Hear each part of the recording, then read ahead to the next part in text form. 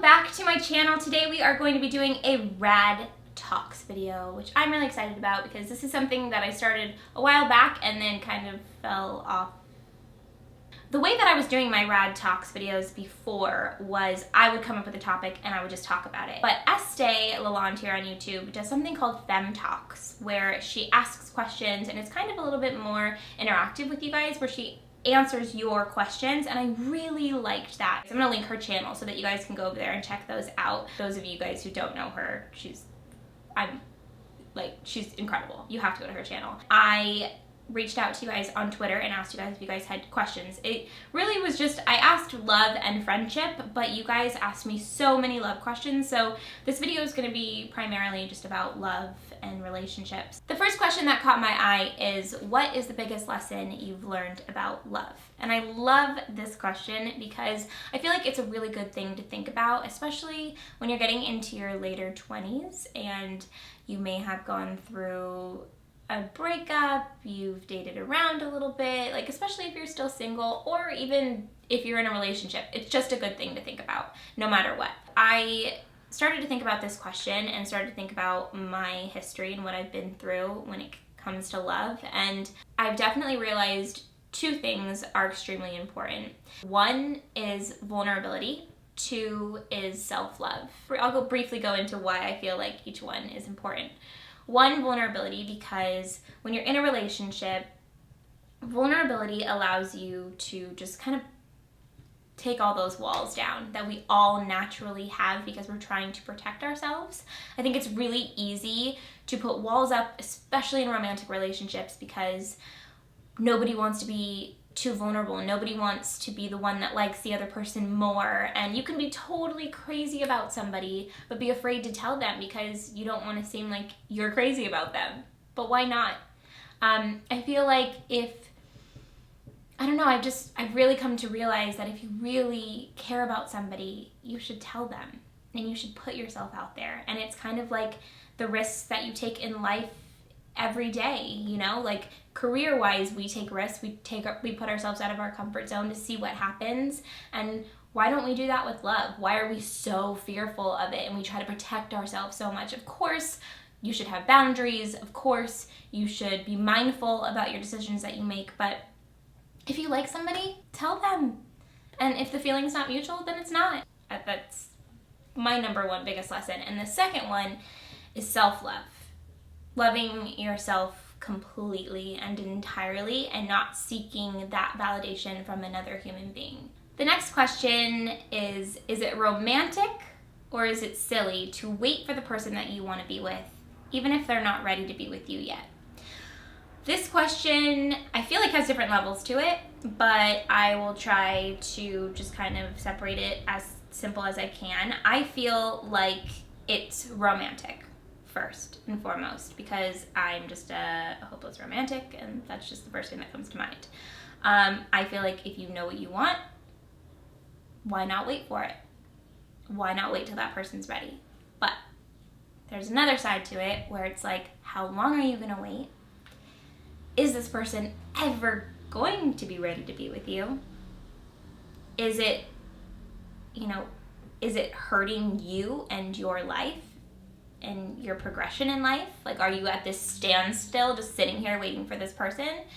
I think that there's a certain amount of time that you can wait, and you definitely need to let this person know somehow if it's something that's healthy and natural and okay, like not somebody who's married and if that person's in a relationship of any sort, you probably need to maybe figure something else out. But if this person's single and you really like them and you're willing to wait, like maybe they just got out of a long-term relationship and they kind of need to do their thing for a little bit, like allow them that space and just like quietly wait until you feel like they might be ready.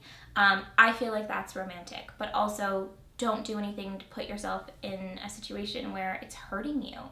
Eventually, if nothing ends up happening, like you just gotta get over it. You gotta just walk away from it and just be like, there's other people out there that will be crazy about being with me. And I think that that's always something that we need to think about, is like there's someone out there who is going to like just want to be with me, and I don't need to sit here and wait for this person to come around.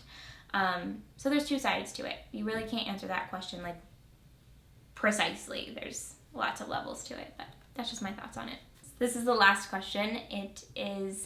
I'm gonna kind of lump two questions together. I got asked if I believe in soulmates and if I believe in love at first sight, and I'm gonna say yes. Definitely love at first sight is very interesting because obviously it takes knowing somebody to love them, but there's different levels of love, you know? So you can look at somebody and just feel like, whoa, and you can have this like connection in your eyes and like shaking someone's hand. And I think the key to that is being out of your head. And I know for me, from my experiences, as soon as I learned to stop being the person who's constantly thinking about what people are thinking when they're meeting me, was the moment that I started to realize like how much more I could connect with people. So, you know, when you shake someone's hand and you look into their eye and you're not in your mind and you're just thinking about that person and you're looking at them, you'll notice these connections that, you know, you've never experienced before, because before you were just like, what does this person think of me? Like, do I look okay? Am I talking okay? Like, blah, blah, blah. And when that's washed away and you learn how to just get rid of all that weird mind over-analyzing situations that we all do, that I'm totally guilty of still. I'm not amazing at it yet, but for the most part, I've been able to remove that. I think just like with age and time, like you start to learn how to do that. Yeah, you know, you won't connect with everybody, of course not, but like you'll find specific moments where you're like, oh wow, like that felt really like love at first sight type of situation. I don't know, I definitely believe in it. And then soulmates, absolutely. I feel like soulmates in friendships and in romance and there's just specific people in the world that your souls are just connected, and there's just no explanation. I've experienced it in my life with friends and romantically, and it's kind of the most spectacular and amazing feeling in the world, because you literally know, you're like, this is like, I'm connected to this person. We're supposed to meet. Our souls are like connected. We may not be the same person, but holy crap, like we were supposed to meet. And it's just kind of the coolest feeling in the world, but you have to be in tune with it to recognize it. You kind of have to be, as weird as it sounds, you guys, you know, but it is truly what I believe. You have to kind of be in tune with the universe to really feel that connection. And I know that sounds crazy. You guys are probably like, who is this girl? But really, that's honestly how I feel. Like, you have to be in the moment and you have to be connected to whatever it is. That is it for this video. I hope that you guys liked it. Let me know what other topics that you guys want me to talk about. Send me questions, because then I can get ideas of what I can talk about using the hashtag RadTalks on Twitter. My Twitter is @CarrieRad.